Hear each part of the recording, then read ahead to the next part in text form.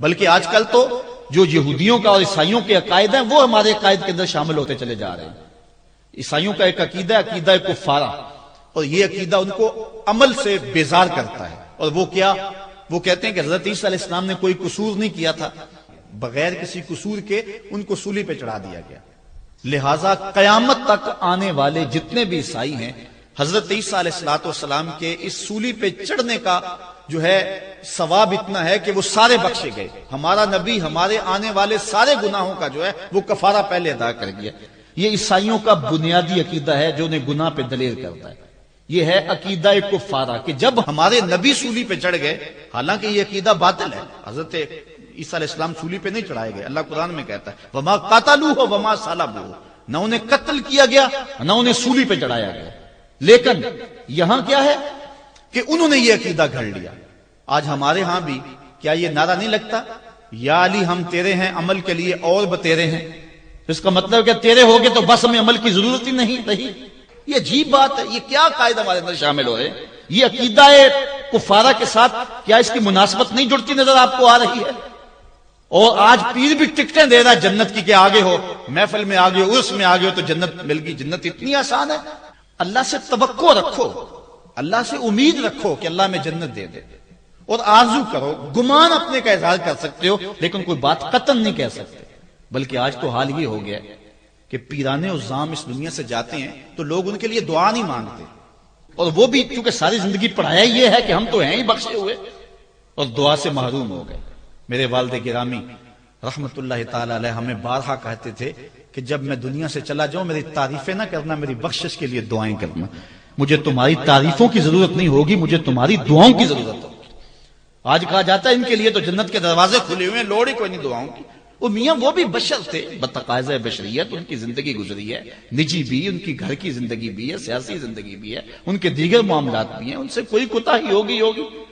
حضرت صدیق اکبر، حضرت عمر، حضرت عثمان، حضرت علی اور دیگر عشرہ مبشرہ، یہ کون لوگ ہیں جن کو حضور علیہ السلام نے جنت کی بشارت دی ہے؟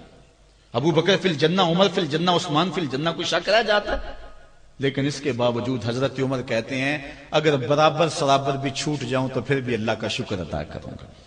حضرت صدیق اکبر کہتے ہیں ایک شاخ پہ چڑیا کو بیٹھا ہوا دیکھا، کہا ہے چڑیا کتنی موج لگی ہے تیری، ایک شاخ سے دوسری شاخ پہ چلی جاتی ہے، دوسری سے تیسری پہ چلی جاتی ہے، اور قیامت کے دن تیرا حساب بھی نہیں ہوگا، پھنسے تو ہم ہیں جن کا حساب ہوگا۔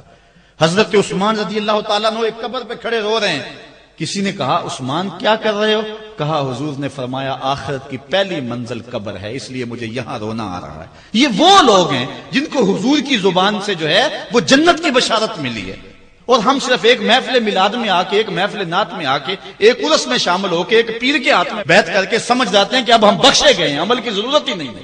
یہ جو بدعملی کی جو تحریک ہے، اس بدعملی کی تحریک کی اصلاح کی ضرورت ہے، اور ہمیں عمل کی طرف جانا ہوگا۔ بلکہ علامہ اقبال نے تو ایک اور بات کہی، اقبال کہتا ہے پیر وہ نہیں ہے کہ جو تمہیں پہلے عمل سے بھی بیزار کر دے، پیر بلکہ حقیقی مرشد وہ ہے جو تمہارے لیے مصیبت بنا دے زندگی۔ تو نے پوچھی ہے امامت کی حقیقت مجھ سے، حق تجھے میری طرح صاحب اسرار کرے، ہے وہی تیرے زمانے کا امام برحق جو تجھے حاضر و موجود سے بیزار کرے، دے کے احساس زیاں تیرا لہو گرما دے، فقر کی سان چڑھا کے تجھے تلوار کرے، فتنہ ملت بیضا ہے امامت اس کی جو مسلمان کو سلاطین کا پرستار کرے، موت کے آئینے میں دکھلا کے رخ دوست تیرے لیے زندگی اور بھی دشوار کرے۔ اگر 5 نمازیں پڑھتا تھا اب تہجد پڑھنے کی عادت ہو جائے، تہجد پڑھنے کی عادت تھی ساری رات قیام کی لطف نصیب ہو جائیں، یہ نہیں بے عملی کا درس۔ آج اس انداز سے لوگوں کی تربیت کی جا رہی ہے، صرف اپنا حلقہ بڑھانا کا چکر ہے کہ لوگ میرے حلقہ ارادت میں آ جائیں، لوگ اکٹھے کر لو، مجمع اکٹھا کر لو، مریدین کی تعداد بنا لو، متوسلین کا طبقہ بنا لو، اور لوگوں کے اندر فخر و مباحات کرتے پھرو کہ میرے اتنے مرید ہیں، میرے اتنے ماننے والے ہیں، اتنے لوگ میری تحریک اور تنظیم میں شامل ہیں۔ اور میاں یہ نہیں دیکھنا ہے، اللہ تعالیٰ یہ نہیں دیکھے گا کس کے ساتھ کتنے ہیں، اس کو 72 بھی قبول ہے لیکن حق پہ ڈٹے ہوئے ہیں۔